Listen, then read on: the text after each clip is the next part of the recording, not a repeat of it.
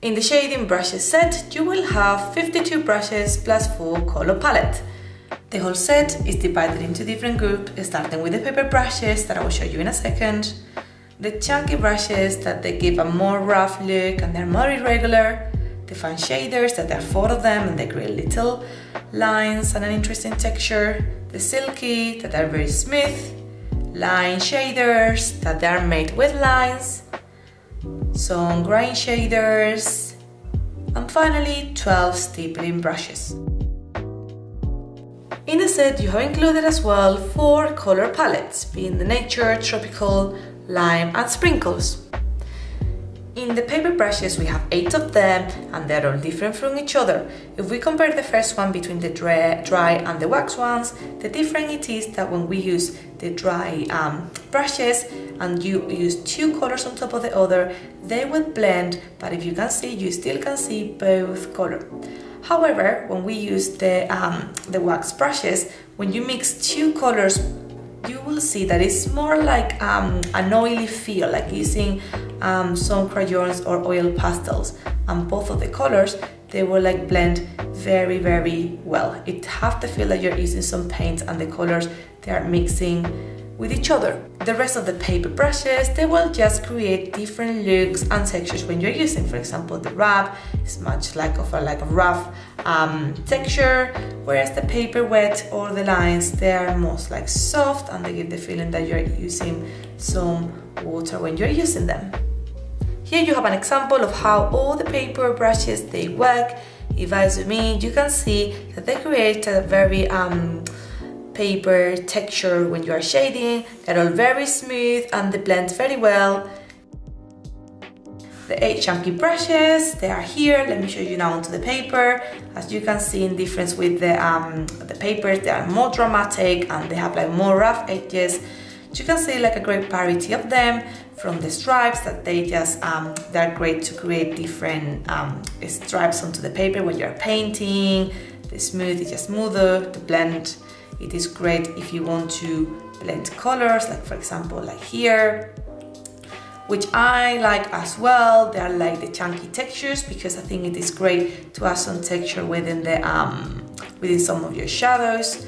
And also the wax one, that as we said before, any wax brush, it is because when you place one color on top, they will pull the colors up blend, similar as you were using some painting on paint. Here you can see an example of how the chunky brushes they look. The difference between the papers, as you can see, they are more rough when you are blending, not creating all this very interesting like contrast between colors. As you can see here, this chameleon is made mainly with the paper brushes, and if I pay attention, the transition between the colors is very smooth. You always keep this texture similar to paper in all of them when you are like shading. But now, if by opposite I use the chunky brushes, you will see that the look is much different because the colors, they don't blend as smoothly as before. You can see when one color starts and the other finish, which I think it creates like a very interesting look as well.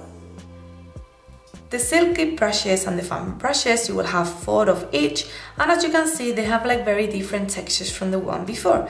Whereas the silky, it is very smooth and they blend so well and they don't have that much textures. The fan shaders, that's completely the opposite and they would add like different lines and spots to create a very interesting look. Let me show you now how they look into a white canvas.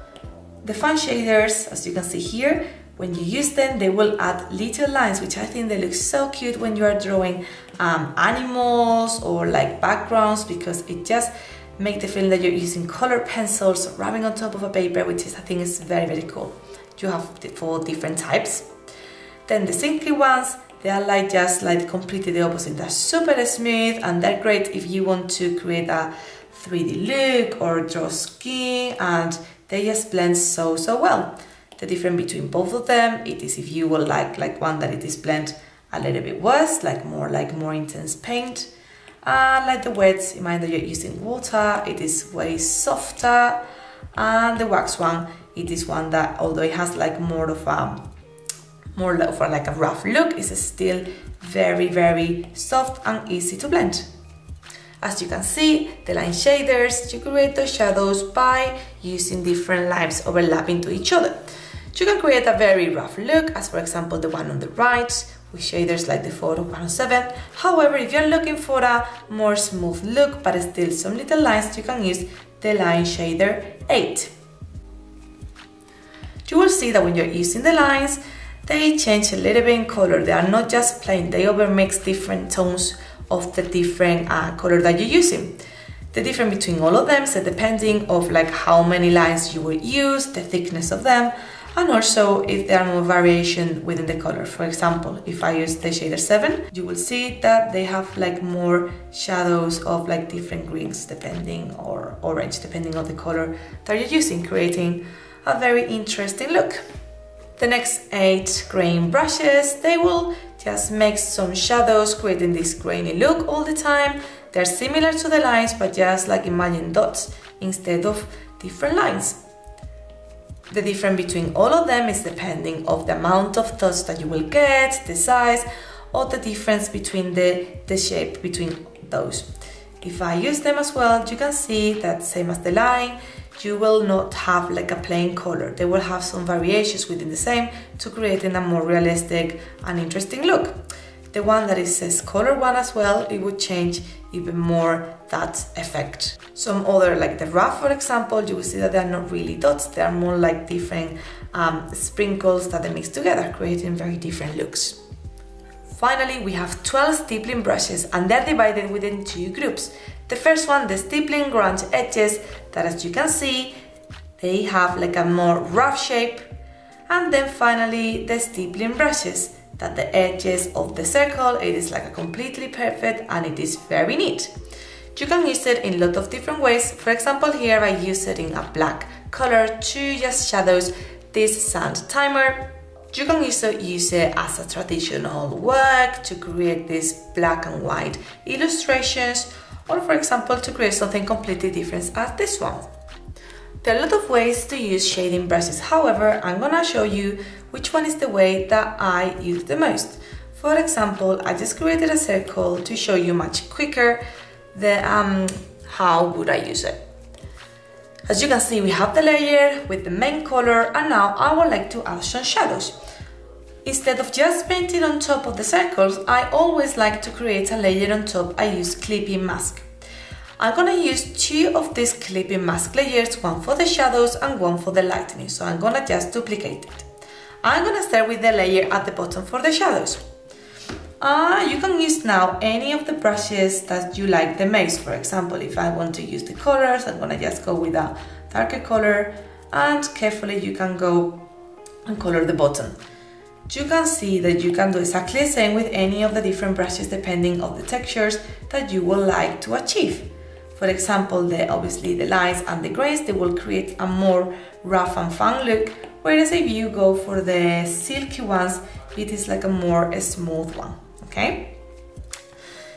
What I like to do then after, I like to blend with different colors. I don't use just one color for shadows. I try to use different ones because I think that will create a more natural look for the illustration.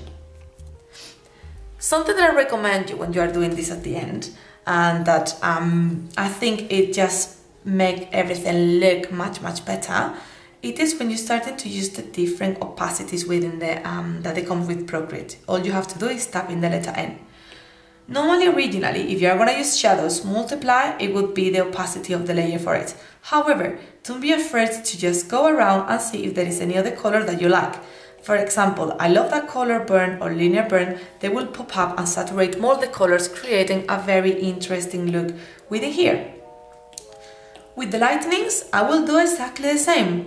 I'm gonna use now some of the, for example, the chunky ones, because I love the texture that they create. And I'm gonna see if I can make this very interesting. Now that I have that I'm more or less happy with the look, obviously I did it very quickly, I'm gonna do exactly the same, and I'm gonna play around with the opacities. If you, for example, go here, you will see that it is great. Color dodge, it just saturated and create a very nice way the same as lighter or soft light. I'm gonna go with soft light because I think it does create a more organized look with the hair and it looks amazing. You can follow these same steps using clipping mask with any of the different hair brushes, okay? Follow this same method, you can make a lot of different illustrations, as for example this cassette. I did another version of the cassette with the grain brushes here that I like to mix all of them. The chameleon that I showed you before, or this pen. There is a lot of ways that you can play around and all of them create a very different illustration.